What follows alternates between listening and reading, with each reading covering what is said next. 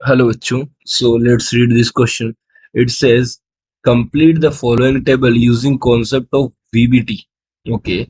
So first of all अपने को complex जो गिवन है वहां पे उसका कोऑर्डिनेशन नंबर है 6 और कॉम्प्लेक्स का जो स्ट्रक्चर जो फॉर्मूला है वो है वी का मतलब वेनेडियम वेनेडियम यहाँ पे जो मेटल प्रेजेंट होगा CO का होल 6। इसका हमें ज्योमेट्री बताना है, हाइब्रिडाइजेशन बताना है और नंबर ऑफ अनपेयर्ड इलेक्ट्रॉन बताने हैं। उसका मैग्नेटिक मोमेंट बताना है। ये सब चीजें हमें को कैलकुलेट करनी है।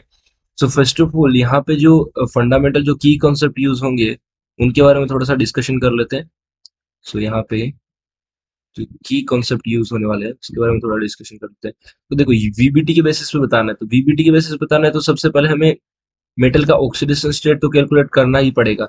उसके बाद में उस ऑक्सीडेशन स्टेट के अंदर प्रेजेंट जो मेटल है उसके हमें इलेक्ट्रॉनिक कॉन्फ़िगरेशन लिखना पड़ेगा।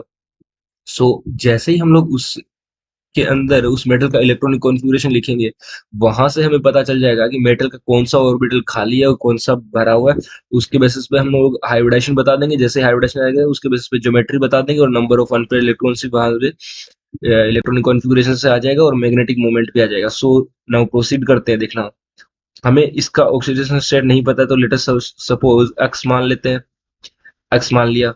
अब यहाँ पे जो कार्बोनिल होता है वो हमारे पास न्यूट्रल लिगेंड होता है तो उस पर चार्ज रहेगा 0। तो 6 कार्बोनिल पे 6 × 0 इज इक्वल टू, यहाँ पे ऊपर तो कुछ लिखा नहीं है, इसका मतलब 0 के बराबर हो जाएगा। सो एक्स का वैल्यू यहाँ से आ जाएगा 0 आ जाएगा। मतलब जो वेनेडियम है वो वेनेडियम नहीं रहेगा, वेनेडियम 0 में रहेगा। सो वेनेडियम 0 में उसका हम लोग लिख लेंगे। जो इलेक्ट्रॉनिक कॉन्फ़िगरेशन है वो लिख लेते हैं। सो देखो यहाँ पे वेनेडियम का इलेक्ट्रॉनिक कॉन्फ़िगरेशन हम लोग लिख लेते हैं। वेनेडियम ये है। अब देखना, वेनेडियम का जो इलेक्ट्रॉनिक कॉन्फ़िगरेशन रहता है वो रहता है 3d3 4s2। ठीक है। अब यहाँ पे हमको इसका ज्योमेट्री भी बतानी है और हाइब्रिडाइजेशन भी बताना है। ठीक है। अब देखना, यहाँ पे अपने पास क्या होता है, ये 3d3 और 4s2 हो गया अपने पास। अब यहाँ पे देखो जो d ऑर्बिटल रहता है उसमें जो d सब सेल रहता है उसमें 5 ऑर्बिटल रहते हैं। ये 5 हो गए। अब इसमें हमें 3 इलेक्ट्रॉन भरने हैं। तो देखो यहाँ पे 3 इलेक्ट्रॉन भर देते हैं। एक इलेक्ट्रॉन ये हो जाएगा, दूसरा, तीसरा। 3 इलेक्ट्रॉन भर दिए। उसके बाद में यहाँ पे देखना, जो एस सब सेल है, एस। अब एस में यहाँ पे देखो, एक चीज देख रहे हो, यहाँ पे एस है। अब एस में भी 2 इलेक्ट्रॉन रहे होंगे यहाँ पे। देखना यहाँ पे एस में भी 2 इलेक्ट्रॉन होंगे। तो जो एस है एक डब्बा, उसमें भी हमारे पास 2 इलेक्ट्रॉन है। 2 इलेक्ट्रॉन है। अब देखना यहाँ पे क्या होता है अपने पास, जो सीओ जो लिगेंड है कार्बोनिल, वो हमारे पास स्ट्रॉन्ग फील्ड लिगेंड होता है। सीओ जो कार्बोनिल जो लिगेंड है वो हमारे पास स्ट्रॉन्ग फील्ड होता है। Strong field, SFL ligand, strong field. That means ये हमारे पास पेयरिंग करवा सकता है, पेयरिंग करवाएगा। ठीक है। अगर ये पेयरिंग करवाएगा तो देखना, यहाँ पे ये जो 2 इलेक्ट्रॉन है, ये दोनों जो हैं हमारे पास, ये एस वाले, ये एस वाले दोनों इलेक्ट्रॉन यहाँ पे आ सकते हैं, एक इधर आ सकता है।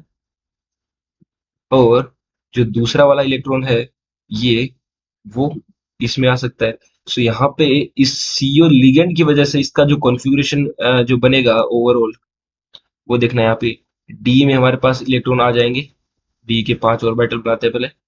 ये डी में यहाँ पे इस ऑर्बिटल में हमारे पास 2 इलेक्ट्रॉन हो जाएंगे। अभी यहाँ पे 2 हो जाएंगे, इसमें भी 2 हो जाएंगे और इसमें एक रहेगा। और उसके बाद में तो 2 डी खाली रह जाएंगे, उसके बाद में एक एस खाली रह जाएगा। और उसके बाद में 4s के बाद में 4p भी तो आता है, तो 4p पूरा खाली रह जाएगा। 4p में खाली हमारे पास 3 ऑर्बिटल रहेगी।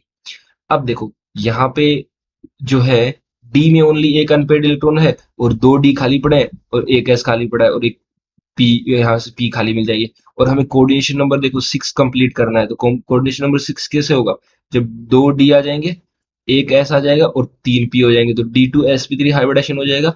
और जब भी D2sp3 हाइब्रिडाइजेशन होता है उसकी कोरस्पॉन्डिंग जो ज्योमेट्री रहती है वो रहती है ऑक्टाहेड्रल। ऑक्टाहेड्रल। ओके। सो यहाँ पे ज्योमेट्री तो हो जाएगी ऑक्टाहेड्रल, दैट मींस OH लिख सकते हैं हम लोग उसको। और जो हाइब्रिडेशन हो जाएगा वो हो जाएगा D2sp3।